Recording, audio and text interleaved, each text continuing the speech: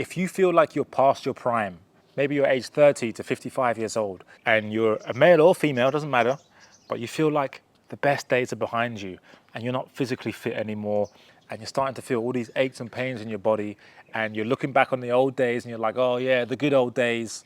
If you feel like your edge is slipping, and you feel less hopeful about your future, you just think everything's going to go downhill, and your health is going to be terrible.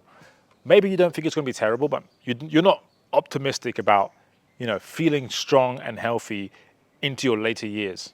Well, this video I'm going to share a different perspective. I'm also going to share why health becomes the biggest flex as you get older, as we get older. Because a lot of people don't value it until it's gone, which is really, really sad, or until there's some major problem, right? And it's sad. It's really, really sad to see. I'm so sad. Like, I can't even express to you how sad it is. My biggest pain, one of the reasons why I'm doing this, why I'm in this space, why I came and found this space, is because of my late grandma. She passed away 12 years ago of breast cancer. It came back after having her breast cut off, came back, and it went into the bones, and then, yeah. And I remember at the time, I had no knowledge about health, like none.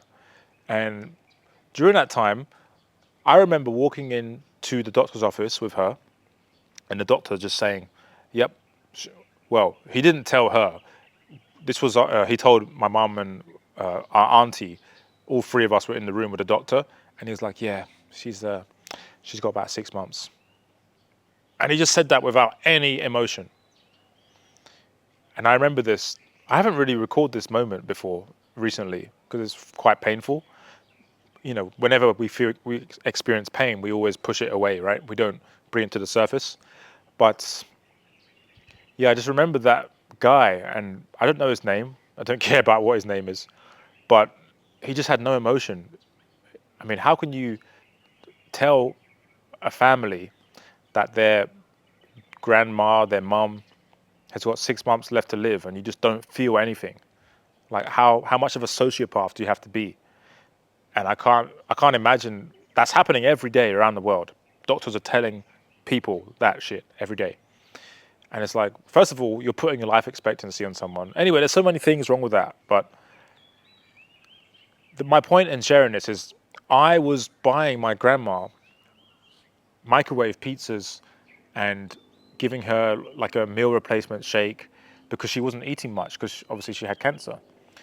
And I remember the doctor, I asked him, I said, what should I be feeding her? Because, she's not really eating much. What should I be feeding her? He said, I started recommending things like, suggesting things like, should I be buying like frozen food in the supermarket, freezer food, sausages, pizzas. He said, yeah, all that stuff's fine. Really? All the processed food? But, 12 years later, I'm doing this video. I know for a fact that was terrible advice from him. But I didn't know any better because I'm listening to a doctor. Like most people, they think the doctor knows everything.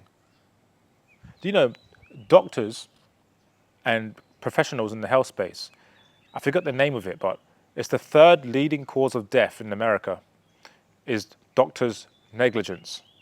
Third leading cause of death.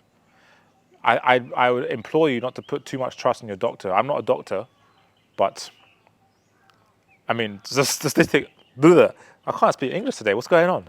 The statistics don't lie. And I'm sure that if my grandma was alive still, knowing what I know now, she would likely survive. Not saying I can cure cancer. I'm not saying that. But I have friends who have cured cancer. And I just listen to what they do. Like, I have a friend who's cured cancer and he's helped another guy cure it as well. All through diet and exercise. So I don't want this to be a cancer video. This is not the intention of this video.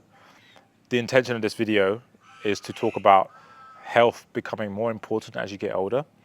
And also the fact that it becomes a flex, right? So I've got some notes here, which is most men are getting softer with their age, as they age, right? Like if you look at most men, they used to be fit, they used to be healthy in their early age, and then they got a family and they stopped taking care of themselves and then they just let themselves go. It's not that you got a family and that's why you're now overweight. You just let yourself go. And I understand this because I could be way bigger than I am right now if I just didn't stop training. Like I stopped training because the way I was training was making me injured. Maybe like 7 years ago, 8 years ago. So I stopped training like that, and I started training other ways, and I just kind of like stopped. I didn't completely stop training, but I kind of stopped training with that intensity. And so, yeah, I'm just kind of looking like the same like I was 8 years ago, which is not bad. I mean, I'm not fat. I could have got fat, it's always on the table, but I didn't. And the reason why is because I had these habits. But I think most men just don't care until it's too late. It's really sad. And it's even more sad because I had this conversation with this guy once. I was at a dinner, very smart guys, they're very successful guys. And we were talking, I don't know how we got on this conversation, but we were talking about heroes. And the conversation was, who's your hero? Who was your hero growing up? And everyone's talking about Superman, Spider-Man, Batman, all these things, right? And they got to this one guy, and he said, my dad was my superhero. And I thought, that's cool. That is very cool. I never thought about that. He said, my dad was my superhero. Like, I always just wanted to be like my dad. Like, he was just amazing to me. And I saw an interview with Tom Brady. He was at this thing, and there was this kid in the audience, and he said, who was your hero? And then Tom Brady said, my dad, and he started crying. And I just felt like, wow, that's my new why. Like, that is my new why right there. Like, I want to be my kid's superhero. Like, I want my kids to look at me and think, wow, my dad's fucking awesome. Like, he's better than anyone I know, And I don't know why a lot of men who have kids, I don't have kids at the time of recording this, but a lot of men who have kids, who I've, had the pleasure of coaching, or maybe not, they didn't enroll in my program, or I just see them out on the street and, they're just overweight and clearly they don't take care of themselves, clearly. I just don't understand. Like, why wouldn't you want to be your kid's superhero? Like, I don't understand that. Like, we're all human. We all bleed the same. We have hearts. We want to be loved. Most parents will do more for their kids than they would do for their own self. So why wouldn't you want to get in amazing physical health to be the hero for your kid, right? Maybe you are the hero for your kid already. I'm not taking away that. But I'm saying you could be even more influential in your kid's life in other areas of their life, if you cultivate your health and you decide to take it seriously and have discipline, right? And the consistency. Because people see that and people notice. You're more powerful than you even think, because just by you taking these actions, you're inspiring people. There was a guy on Instagram. His name's Ashton Hall, and I've seen him. Obviously, you've probably seen him too. He's the big black guy that always sprints. Anyway, he's really inspiring to me because I don't know him personally, but why he's inspiring is because he just stayed in his lane, focused on himself, focused on going gym, getting big as fuck, and huge muscles, and his body just screams discipline and consistency. Because the only way to get that big and that lean is to, yeah, of course, genetics, but I mean, let's say him and I have the same genetics. He's put in the work to get that big. I haven't, right? So it's like, that's what it is.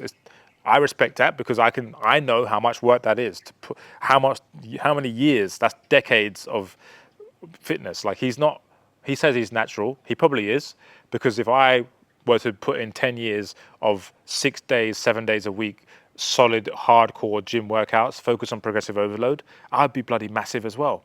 So I know that because I'm a professional in this space. So when I look at him, I'm just like, wow. And other high value men look at him and they also say the same thing. You can't help but respect someone like that. And what that does as a man, when you look at someone who's in amazing shape, it actually reflects on you and your competitiveness as a man, your masculine nature of like, fuck, I'm not doing enough. I need to get in the gym.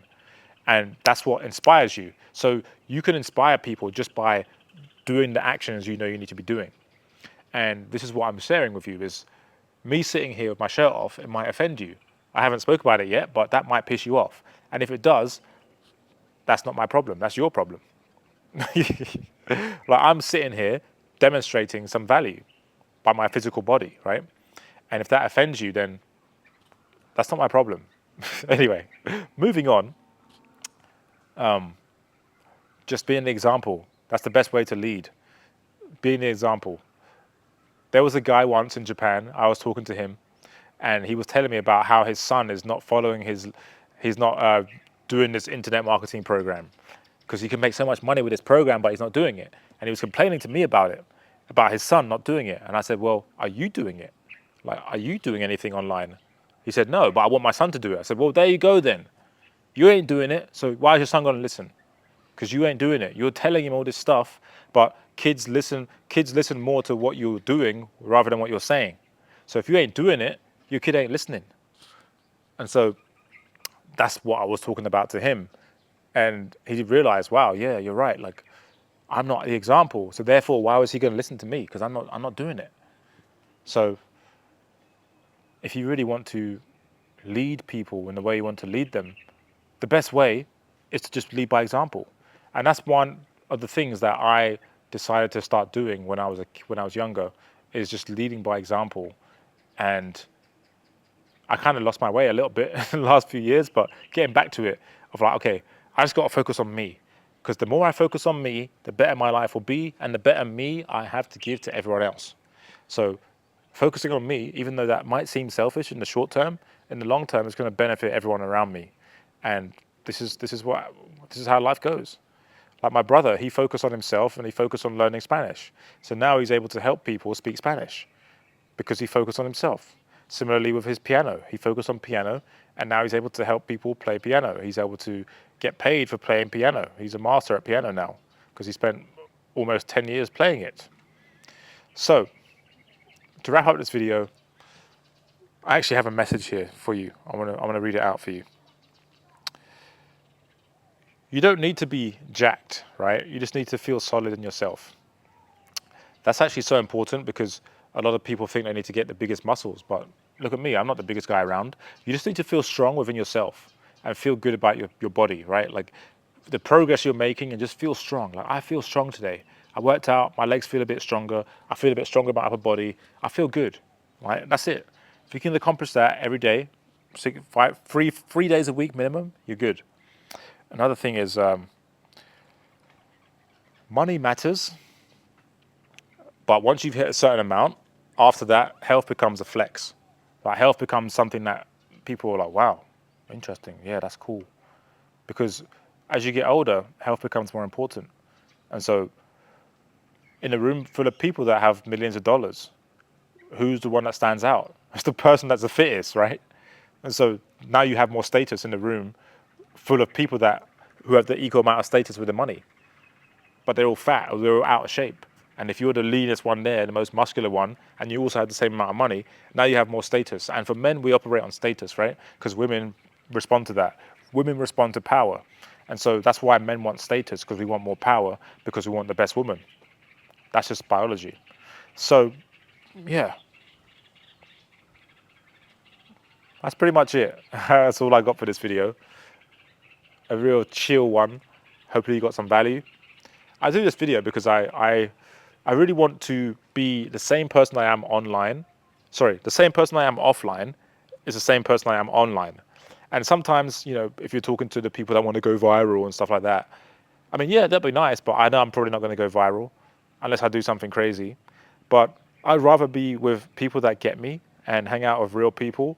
So let's say that you're watching this video, but no matter where you are in the world, and I say, hey, look, I was doing a retreat. Come out and hang out. And, you're going to push through some uncomfortable shit and we're going to, have some fun. You know what you're getting because this is me. I'm like this offline as well. So I like that. So, yeah, that's another video for another day about you don't need a lot of people to have a great tribe of people.